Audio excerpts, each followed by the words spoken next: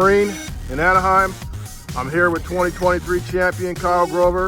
And first of all, Kyle, I just want to congratulate you on such a great finish with W.O.N bass and Lake Mohave. And what I'd love for you to do is just walk us through your practice, walk us through your day, and how you caught your fish. I see you're in a brand new 2024 Ranger R boat, powered by Berkley Pro XS 250. I'm sure that was very, very instrumental in you getting your spot. I'm told it's a very, very fast boat. And yeah, so talk us through everything and how you caught them. Yeah, definitely had a very rough practice. I practiced for 4 days. First 3 days, I think I only had 6 or 7 fish. It was pretty tough. And then the last day of practice, I made a long run way up the lake and just got into a couple bays that had shad in them. And that was the key this week, was fishing around shad. You know, last year, the first 3 days of practice, I've pretty much focused on how I was assuming it was going to be one this year, which was way out on outside points, out in 30 to 50 feet of water. And the water we were a little further along in the fall this year. The water was cooler. Last year it was in the 80s. This year it was it was around 69, 70 in the area that I ended up fishing, and it was a little bit more into the fall transition. I've been bummed out that this tournament wasn't going to be at Lake Mead all year, and the way that I ended up catching most of my fish was the way that I fish at Lake Mead. I was fishing grassy. I had 3 grassy bays that the fish were just roaming around in 5 to 15 feet max, most of the fish that I caught.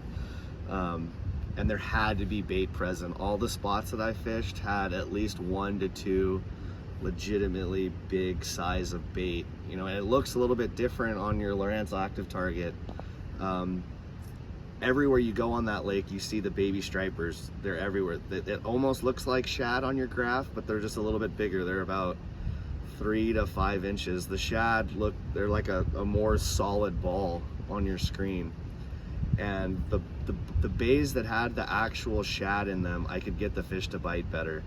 I'm sure they eat those baby stripers everywhere, but it was a little harder to emulate something that looked like a baby striper. I don't know. I could never get the fish that were in those other zones to bite. I could see them, but they wouldn't bite. But the ones that had the shad, they bit. There was just non-stop flow of fish swimming through these spots. I'd pull in, I'd make a pass, and I would see, every time I would make a pass through these spots, I'd see 3 to 10, keepers. They'd be in little pods of 1 to like 4 fish. And if I saw one that had 3 to 4 fish on it together, I got a bite on that pretty much every time I saw it. You just had to have a little bit of competition there. And then I did find one from 3 days of practice. I did find one outside deep spot that had a pretty good group of fish on it. At the start of the tournament, I think the first day I caught them in about 35 on this spot, and then by the last day they were out in 55 on it. I was sharing it with I was sharing that spot with Chris Saldane. I think between the two of us, we took a total of somewhere between 8 and 10 fish off of it that got weighed in at the scales. So by the last day, they had pushed way off on that thing, and I only caught 1 there the last day, two on that spot the first 2 days, and it was like, if you got a bite there, it was a for sure one over 3.5. Wow. That spot really carried me. As far as the bait goes, I kept it really simple. Like, I was at Lake Mead, I caught them. I caught, I think, 13 of the 15 fish that I weighed in just on a drop shot. I was rotating between same thing everybody's throwing, a max scent, flat nose minnow. I caught a couple on the flatworm as well. I really don't think the bait matters a whole lot. I'm not sponsored by Berkley. I mean, I was throwing it because I'm sure they bite it and they hold on to it longer, but it was pretty much, you'd throw it one and they bite it the second it hits the bottom, or before it hits the bottom, or they ain't biting it. They don't stare at your bait or anything. You can pretty much just throw at it, lift it up. He doesn't have it. You can wind it in and wait to throw at it again. What color were you using? It really, I caught him on green pumpkin, smoke purple, brown back, and then this one's, I think it's called bait fish. It would go by them pretty quick, and they grab it, and they're either grabbing it or they're not. Yeah. There's no staring at it, sniffing it. At least at this lake, it was just they're either gonna bite it immediately or they are not biting it. They're either in the mood to eat or they're not. All right. So what about? I noticed that your rods are blue. Okay? Yeah. So these are St. Croix Legend Tournament rods. I really like this rod. I have 4 of them. The 7.3, medium power, fast action. You know. It's funny, just like everybody says about everything, it's got a really soft tip and then it shuts off really quick. It's the same, everybody say the same thing about every rod. It's really light, but it's really balanced. I really like it. I like having the little bit of tip because as I'm coming through the grass, I did catch a few where I was not staring right at them, but you would, you could detect but you would pull and they'd pull back and they wouldn't feel you as quick as you could hit them. Plus I was using really light line. I'm using a 10-pound braid to 6-pound Seaguar Tatsu. Whose braid are you using? Sunline braid. It's called it's some new stuff they came out with. I think it's called Overwatch. It's half chartreuse and half greens. I could see it move, like when one would bite it, I could see it jump a little bit on the surface. I like that. And then I did weigh a few very key fish on a 4-inch hologram shad Robo worm this week. A couple of the spots that I was fishing had some fish sitting in some wood, and so I was electing not to throw if I throw the nose hook over there, I would snag it. Okay. So I didn't want to, and it would, if I snagged the spot, it would mess them up. So I would use this with the rebarb on the ones that were sitting in the trees. What size rebarb is that? 1/0. 1/0. 1/0 rebarb. And those rods look like they're exactly the same, are they? Yeah, these are the same 2 rods. Can you explain again what rods those are? Those are 7.3 Legend Tournament St. Croix rods. Okay. Medium extra fast. It's got that, like I said, it's got the good tip on it, and then some backbone, so I could keep them up.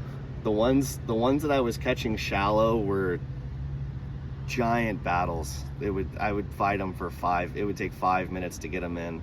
Oh. The ones out deeper, they came in pretty quick. And when they're coming out of that deep water, their air bladder messes them up a little bit. They kind of just come right in. But those ones that are super shallow are just painful long battles. Okay, so what kind of hook are you using on that deal? This is a number 1 Gamakatsu split shot drop shot hook.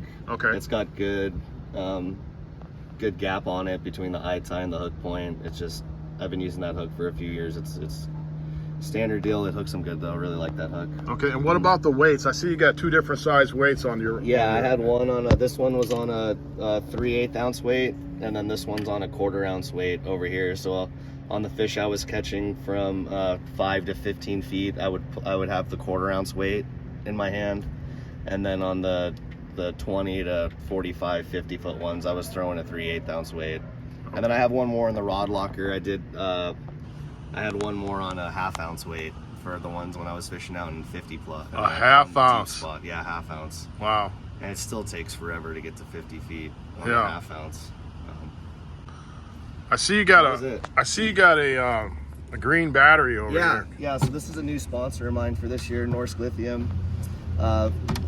Made in the they're out of Minnesota. Just unbelievable battery. I was on my trolling motor from 80 to 100% the entire tournament every day. I was never stopping and fishing like little spots and grinding it out on rock piles or anything. It was go through bays very quickly and try to find the fish on my active target to throw at. And I had a couple 12-hour days. The last day I fished for 13 hours, and these things never went on. I think 78% was the lowest I ever saw them go, and just unbelievable batteries. Couldn't have done it without them. And then I have 4 of these in my boat. I have a 4th one just to run my active target. I think it's very important, on that Lowrance Active Target to isolate your transducer and the fish finder that you're using onto its own battery so that it's not touching anything else. It makes your picture way better, cleaner. There's no interference on the screen, and I could keep them.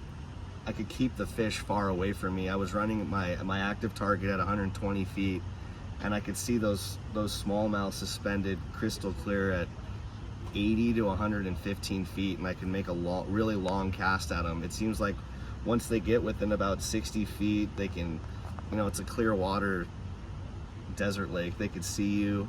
You'd see them start to follow the boat and stuff. And once they start to do that, they're not going to bite. But if I could keep them out there at 100 to 120 feet, it seems like they wouldn't notice you as quick, and you can make a cast right on top of them. And if you can be really sneaky like that, you would get a few of them to bite. That helped a lot. That was the biggest thing, was for sure, more than anything, was that Lowrance Active Target.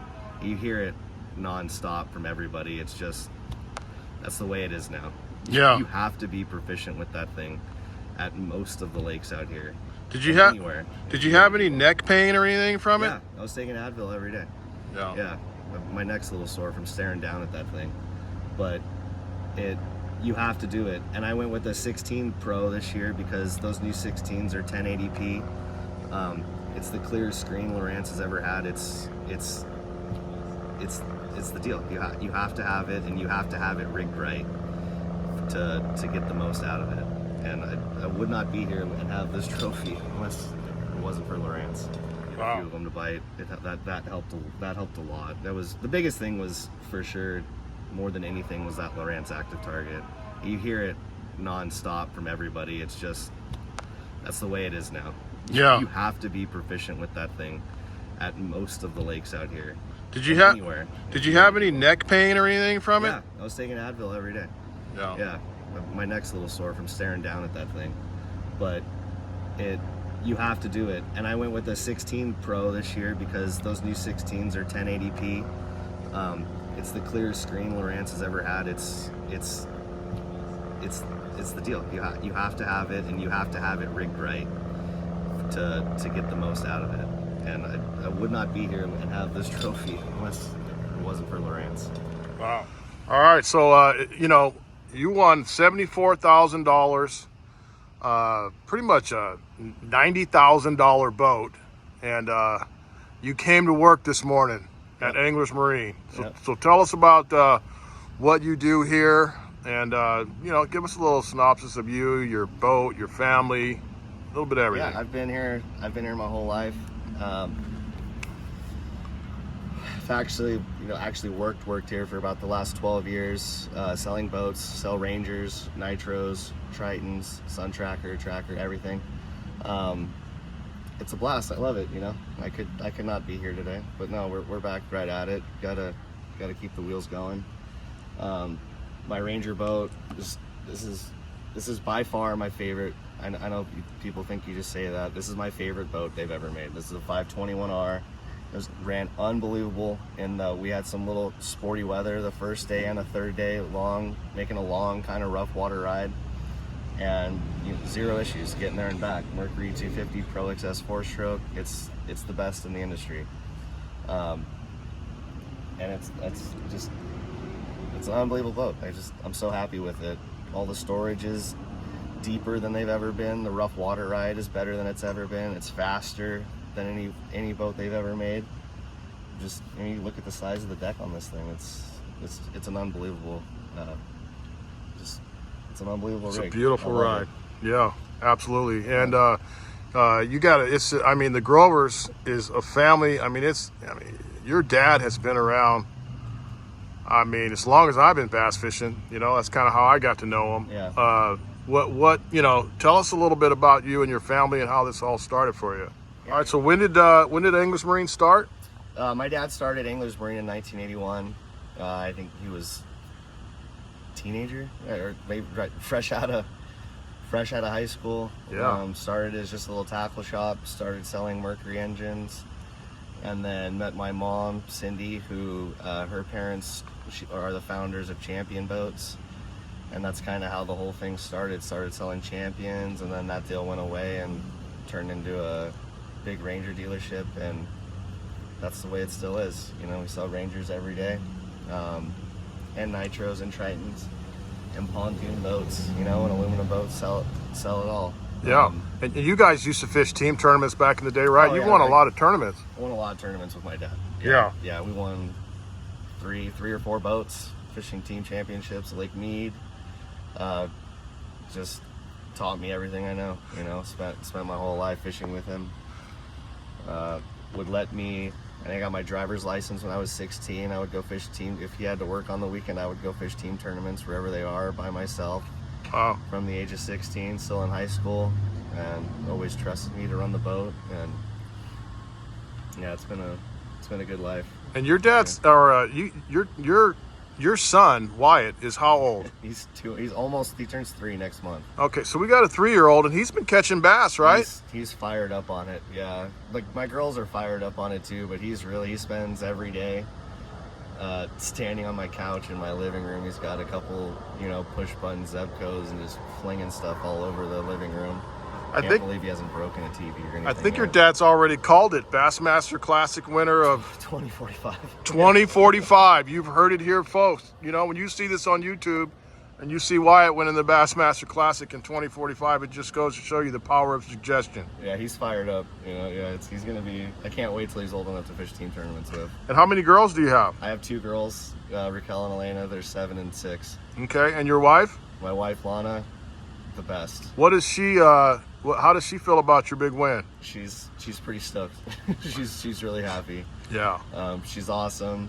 She still works. She's a 911 dispatcher. Does a great job, and I love her. She's the best. Yeah, and she looks like Blossom. That's my nickname for her. You guys Google that, and you'll know exactly who she looks she's like. Great. Yeah. Good deal. Well, you have anything else? You have any other sponsors you want to thank? Yeah, I want to thank you know, everybody that I've already thanked. I think the only ones I haven't mentioned is Sims. Sims is a great sponsor of mine. Top to bottom, everything during the tournament. Hood, face mask, gloves, the pants. It helps a lot when you're fishing long hot days, not having the sun bake on you. Phoenix Jigs didn't get to catch me on the jig this week, but they really supported me, and that's about it. All right, sounds like you kept it pretty simple. Very, very, very simple. It truly fished just like Lake Mead this week. Wow. It's just a straight Colorado River fall tournament. It's exactly how it was. Right on. Well, congratulations, Kyle Grover and your family. And you're a great champion, as you know. And I'm making a prediction that as long as I'm alive, I think you got 3 more in you. That'd be awesome. All right. Thank you. You got it.